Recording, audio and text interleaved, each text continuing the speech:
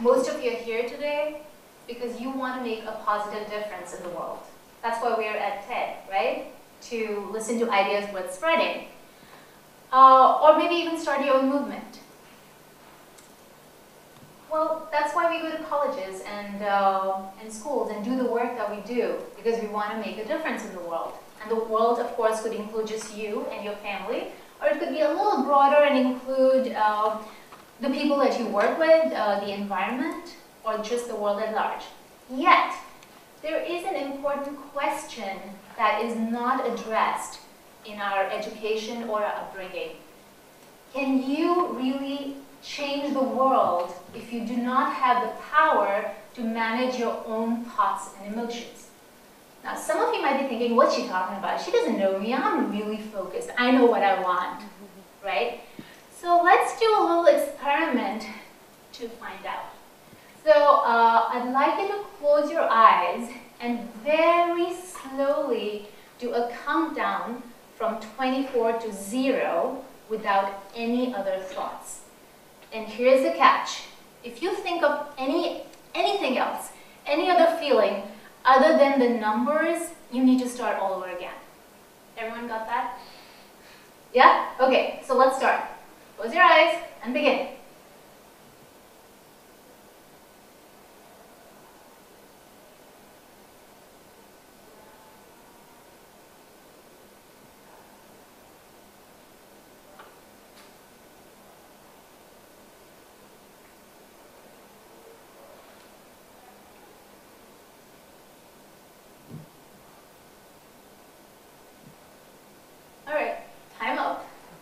How many of you were able to go all the way to 0 without any other thought?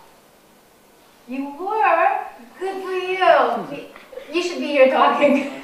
Oh, sorry, you will be here talking. Well, it is hard. It's really hard. If you're really honest with yourself, no sensation, no other thought. It's really hard to focus, and it was just 24 seconds. Was it hard or what? Right? So, here's the deal. I've had the opportunity to live, study, and work in 3 different countries, and nowhere in my formal or informal training was I ever taught how to manage my own mind. And definitely not at a business school. No offense, I love business schools, I've been a professor there, but that's one thing I was not taught there, is how to manage the emotions and thoughts in my mind. And that is the reason I'm here today, to share insights from my own practice and bring you scientific evidence about mindfulness practice. And that's a practice that can help you manage your mind. I'm going to talk about its relevance in the marketing world, but you can apply this to any aspect of your life. Okay?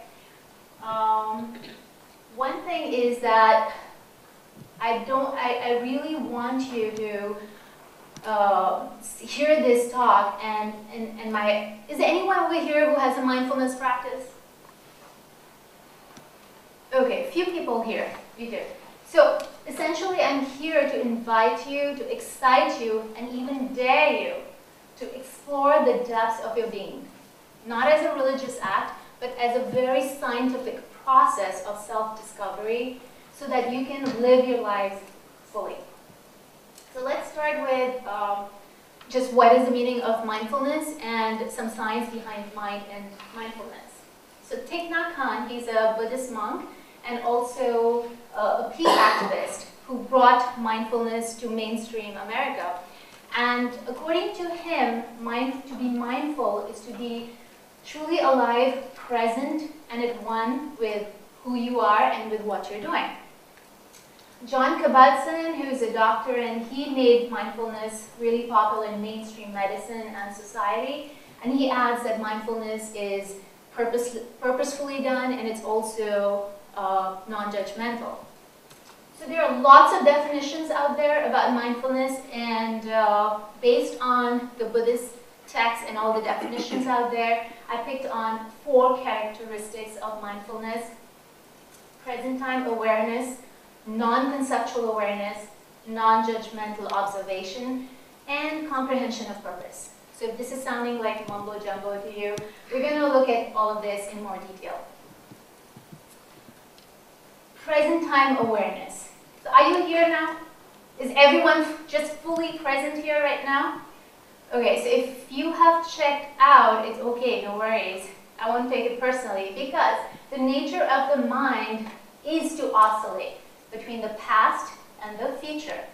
And that really is the cause of stress. Is anyone stressed in the audience? Do you experience stress? Yeah. So if you really think about it, what causes stress is basically because you're either regretting or sad or angry about what's happened in the past, or you are anxious or tense about what's going to happen, maybe your upcoming exams or reports.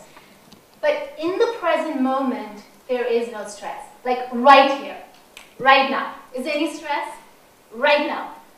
So in the present moment, there is no stress. Right?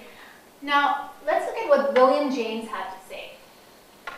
Now, he wasn't joking when he said we're only half awake, because recent research in Harvard has shown that 47% of the time people have checked out mentally during their waking hours. What that means is their minds have wandered off from the task at hand. What they also found is that a wandering mind is an unhappy mind. Now, the wandering mind phenomenon can be understood by looking at the way your mind works in the two modes in which the mind works. So we have the direct experience network, which is basically the perceptual sensory network. So when you're out on campus on a beautiful day and you feel the breeze on your skin and you smell the flowers, that's the perceptual network at work, right? On the other hand, there is the conceptual network or the narrative verbal network.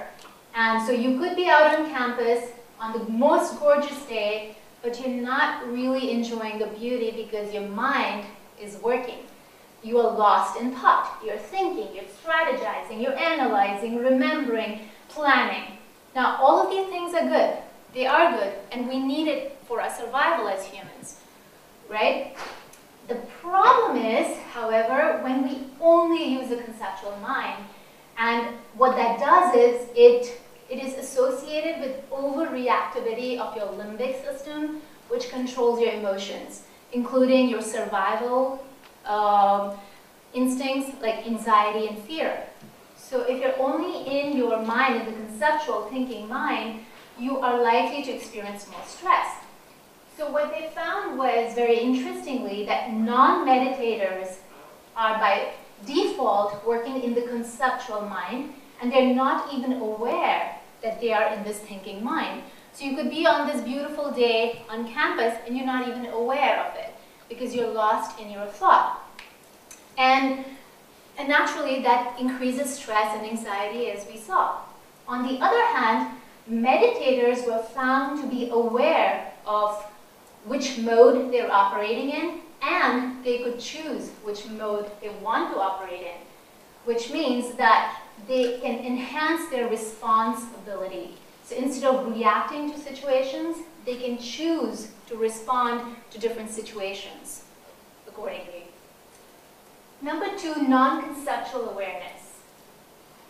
Sati or bare awareness means that we are not lost in old concepts and thinking, old thought patterns.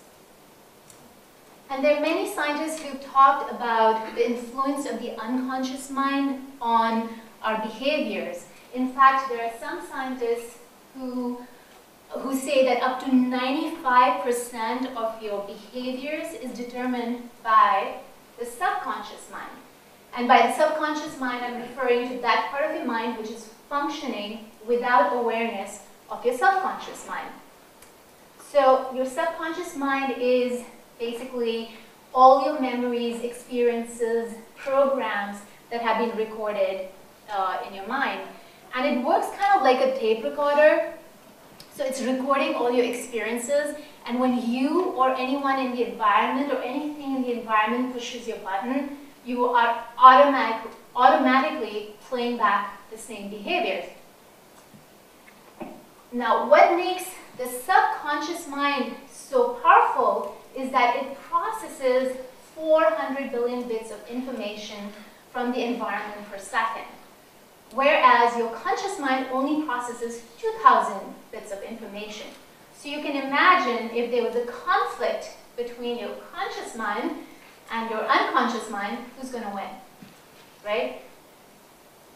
So it's pretty clear that we really need to do something about this, and we'll look into that a little bit later. So non-judgmental observation, it basically means just observing what is without labeling it as good or bad. Very often we kind of like to say, oh, this is terrible, or this is so awesome. So it's not about fluctuating. We're not infatuated by what's pleasant, and you don't avoid what's unpleasant. Now, that doesn't mean you don't go out and party or have fun. Well, you have fun, and you actually, as we saw, you really have fun when you're mindful, except you're not attached to just having fun, but you can be balanced.